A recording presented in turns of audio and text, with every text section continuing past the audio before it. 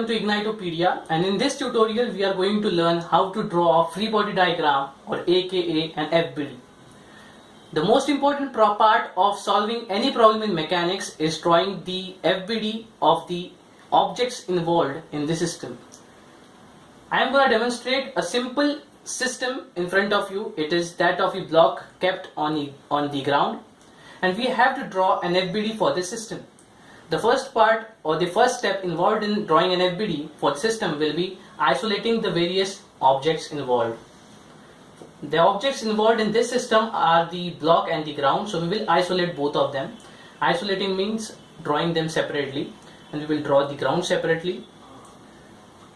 Now you know that the ground and the block are in contact with one another, so a normal force will act between both the objects, and this is the contact surface between both the objects, the block and the ground. So the normal force will always act perpendicular or normal to this surface. So normal force will be acting in this direction. So on the block we'll see that the normal force will act in the upward direction, as the surface will exert a force in the upward direction. So this is normal acting on the block. Also the gravitational force will be exerting some force equal to weight, that is mg, on the block in the downward direction. So we draw the forces acting on the block this way, and this is the FBD for that particular block. Now for the entire system we need to draw the FBD of the ground too, and here too the ground will experience a normal force, and this force will act in the downward direction this way. So this is the normal force acting on the ground. Now you will wonder why this normal force is acting in the upward direction on the block and in the downward direction on the ground. This is because of the third law of motion of Newton, according to which any force exists in action-reaction pair. So normal force or the FBDs for both the objects and the entire system will be obtained in this way, for the block and for the ground. So let's take an example, an extra example. It is that of a block being hanged from the ceiling with the help of a string. This is our system in this example. So we have to draw the FBD for the block as well as for the ceiling. So we will isolate the block. This is the block. It has a mass m, so the gravitational force will be acting on it in the downward direction, and it will be given by mg. Similarly, now here the string is being attached with the block. And you know that when a string is stretched, a particular tension T, or the force acting in the string, is given by a tension. So that tension force will act in the string away from the body.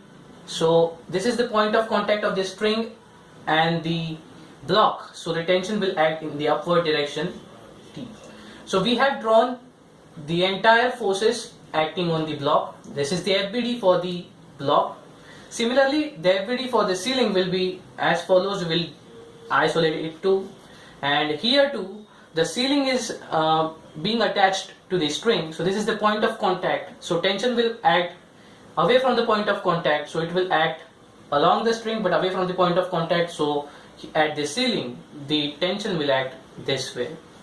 So this is the FBD of a block and ceiling for the example in which a block has been hanged with the ceiling with the help of a string. Here we use the tension force, or we are introduced to the concept of tension. In the previous examples we came across the normal force and the tension force. These two forces are extremely important in drawing an FBD for a particular problem of mechanics, but the friction force is also very important, because we need to assign a friction force in the FBD sometimes according to the problem. So how we are going to assign or draw the frictional force acting on an object in a particular FBD? So let us take an example of a block being kept on the rough surface. The mass of the block is m and it is moving towards right. So how we draw the FBD for the block? We will first isolate the block and the ground, block and the surfaces.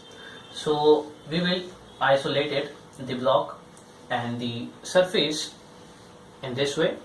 Now we have we have the knowledge of how normal force and gravitational force will act on the mass. So we will draw them. The normal force between the surface, between the block and the surface will act in this way, normal, and the gravitational force on the block will act in this way. But we do not know how the frictional force will act on that particular block. So a simple reason is that you know that the ground surface or the rough surface is stationary, and with respect to it the block will be moving towards right. So what you will do is, with respect to ground, you set on this particular, let us consider the observer is on this particular ground and is observing the block, and as the block is moving towards right, so a frictional force will be acting on the block towards left. Let us take the magnitude of that frictional force to be F.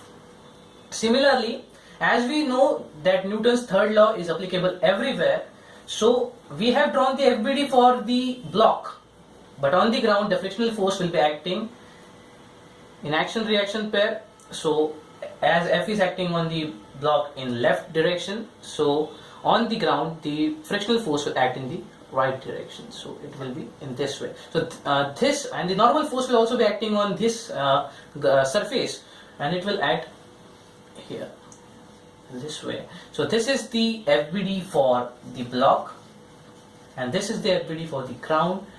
Thus we obtain the FBD for the entire system.